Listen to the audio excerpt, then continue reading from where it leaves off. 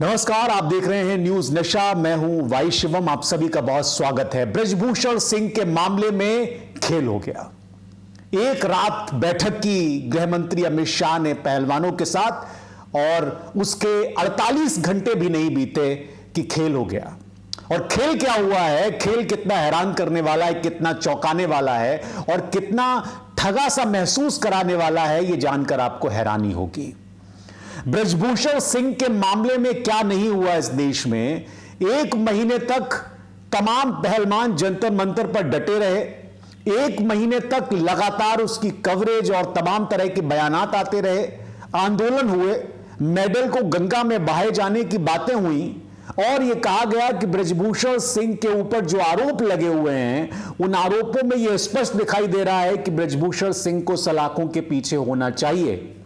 लेकिन एक डर हमेशा लोगों के जहन में था, लोगों के दिमाग में था कि कहीं ना कहीं पीछे कुछ ना कुछ हो रहा है। और मैंने अपने कार्यक्रमों में भी आपको बताया था। हालांकि सुप्रीम कोर्ट के कहने पर एफआईआर तो दर्ज कर ली गई, लेकिन उसके बाद दिल्ली पुलिस ने जिस तरह से एक्शन लिया वो हमेशा संदिग्ध रहा। और ये अब साबित हो गया है पूरी तरह से कि इस पूरे मामले में कितनी बड़े पैमाने पर पावर लगी हुई थी और किस तरह से पीछे खेल चल रहा था।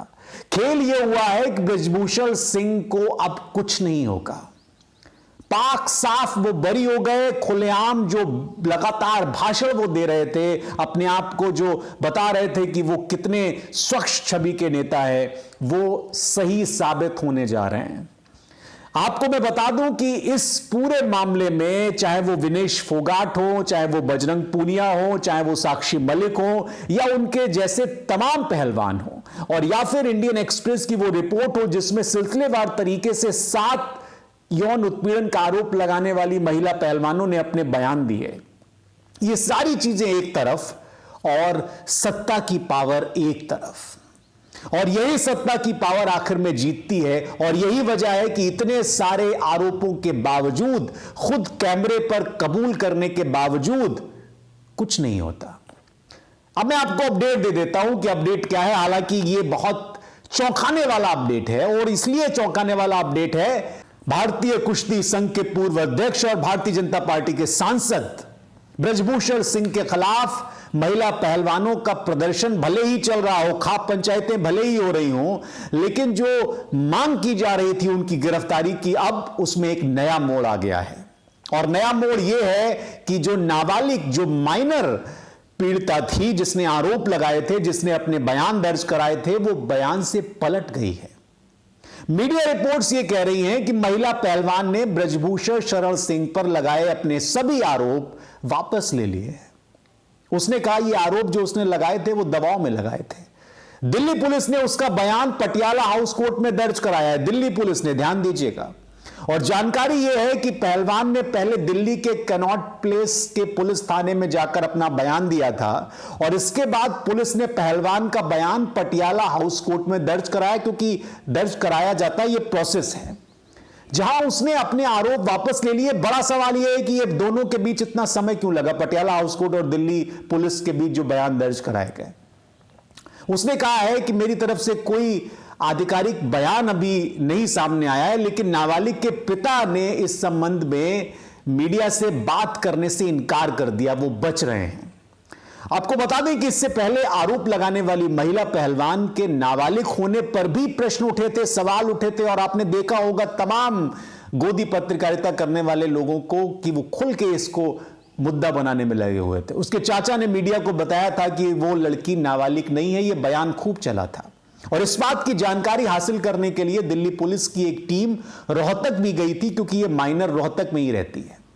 कहा जा रहा है कि पुलिस की जांच के बाद महिला पहलवान के बालिग होने के सबूत मिले, पुलिस का यह कहना था। एफआईआर में आरोप क्या लगाया था इस माइनर ने, एक बार फिर से दोहरा दूं जिससे कि आपके जहन में वो चीजें ताजा हो जाएं। उसने 2 जो एफआईआर दर्ज की गई थी, उसमें एक नाबालिग पहलवान की एफआईआर थी जिसके तहत पॉक्सो लगा था ब्रजभूषण सिंह के ऊपर। ब्रजभूषण सिंह यौन उत्पीड़न का आरोप झेल रहे थे, लेकिन वो लगातार ये कह रहे थे कि वो लड़की जो नाबालिग है जिसकी वजह से पॉक्सो लगा, उस पर विचार होना चाहिए। ब्रजभूषण ने उसे अपनी ओर खींचा, पहले यह कहा गया, उसको कंधे से जोर से दबाया और इसके बाद जानबूझकर उसने अपना हाथ मेरे कंधे से नीचे खिसका दिया। इसके बाद मेरे शरीर पर हाथ फेरते हुए बोला कि तू मुझे सपोर्ट कर, मैं तुझे सपोर्ट करूंगा। यह बयान दिल्ली पुलिस को दिया नाबालिग ने, जो एफआईआर दर्ज कराई गई थी सुप्रीम कोर्ट के कहने के बाद। और यह भी बताया कि यह घटना 2022 की है, जब उसकी उम्र जो थी वो 16 साल की थी।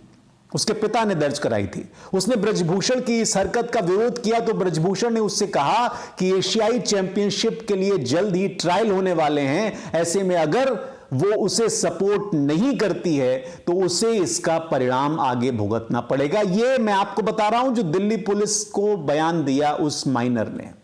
ब्रजभूषण शरण सिंह के खिलाफ आईपीसी की धारा 354 महिला का शीलभंग करने के इरादे से उस पर हमला या आपराधिक बल प्रयोग करने के तहत मामला इसके बाद दर्ज हुआ। 354A, 354D पीछा करना और 34 यानी सामान्य मंशा के तहत एफआईआर दर्ज कर ली गई। इसके साथ ही उसने पॉक्सो एक्ट भी लगवा दिया। लेकिन अब पूरा खेल पलट गया है। पूरा खेल इसलिए पलट गया है कि जो बयान इस महिला ने, इस बच्ची ने दिए थे दिल्ली पुलिस को, वो बयान पटियाला हाउस कोर्ट में नहीं दिए। हालांकि अभी इसकी ओर से कोई आधिकारिक बयान नहीं आया है, लेकिन यह बात स्पष्ट हो गई है कि इस पूरे मामले में जो खेल किया जा रहा था वो खेल हो चुका है। और अब इस मामले में आगे क्या होगा यह बड़ा दिलचस्प होने वाला है, क्योंकि अब जो तमाम महिला पहलवान प्रदर्शन कर रही थी, जंतर मंतर पर आंदोलन कर रही थी, वो अब क्या करेंगी, क्योंकि वो तो मेडल भी बहाने वाली थी। आपको एक बहुत दिलचस्प बात बताने की, रात के वक्त बिना किसी मीडिया कवरेज के, बिना किसी लाव लश्कर के, अमित शाह जो कि होम मिनिस्टर हैं, उनके घर पर बैठक हुई तीनों पहलवानों की और उनके साथ एक और प्रतिनिधिमंडल था। यह बैठक इसलिए हुई कि 9 जून को खाप ने एक बड़े आंदोलन की तैयारी कर दी थी, अल्टीमेटम दे दिया था, मेडल फेंकने जब जा रहे थे और उस वक्त यह ऐलान किया गया था।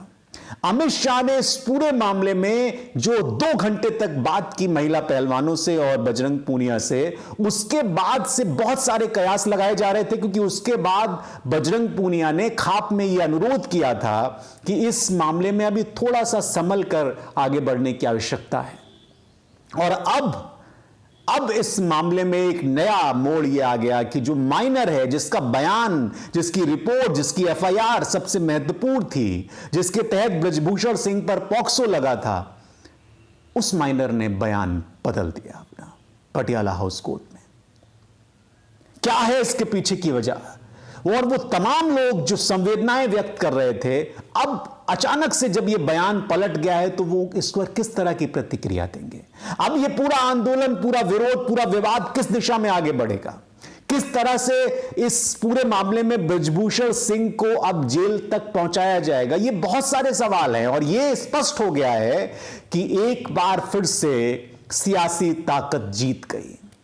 एक बार फिर से यह तय हो गया कि कानून को अपने हिसाब से मोड़ा जा सकता है अगर आपके पास ताकत है।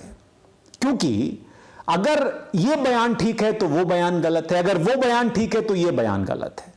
हालांकि इस दोनों बयानों के बीच में जो एक लंबा असर रहा है, जो समय रहा है, वो मैटर करता है। और आपको याद होगा कि इससे पहले दिल्ली पुलिस के सूत्रों के हवाले से यह खबर आई थी कि चार्जशीट में तो ब्रजभूषण सिंह पूरी तरह से बरी हो रहे हैं, उनको कुछ नहीं होने वाला। यह तो पहले ही तय हो गया था, यानी पहले दिन से यह क्लियर था कि ब्रजभूषण सिंह के खिलाफ जो भी किया जा रहा है, जो भी हायतौबा हंगामा मच रहा है, उसका कोई भी निष्कर्ष निकलने वाला नहीं है। तमाम लोग हमारे जैसे गला फाड़ फाड़ के परेशान हुए, तमाम तरह की कहानियां गढ़ी गई, बताया गया ये है वो है, पूरे अखबार के फ्रंट पेज छापे गए, एक एक बयान को छापा गया, उन विक्टिम्स के बारे में बताया गया और इतने सारे हंगामे, आंदोलन हुए। लेकिन आखिर में वही हुआ जिसका डर था, और वो डर ये था कि पीछे खेल हो गया, और खेल भी ऐसा जिसमें एक माइनर बयान से मुकर गई। बयान से मुकरने का मतलब यह है कि पॉक्सो हट गया, पॉक्सो हटने का मतलब यह है कि वो एक एफआईआर रद्द हो गई, वो एफआईआर रद्द होने का मतलब यह है कि ब्रजभूषण सिंह को अब जेल नहीं होगी। बहुत शुक्रिया आप लोगों का। आप जरूर बताइए कमेंट करके कि आप इस पूरे घटनाक्रम पर क्या कहेंगे। बहुत शुक्रिया।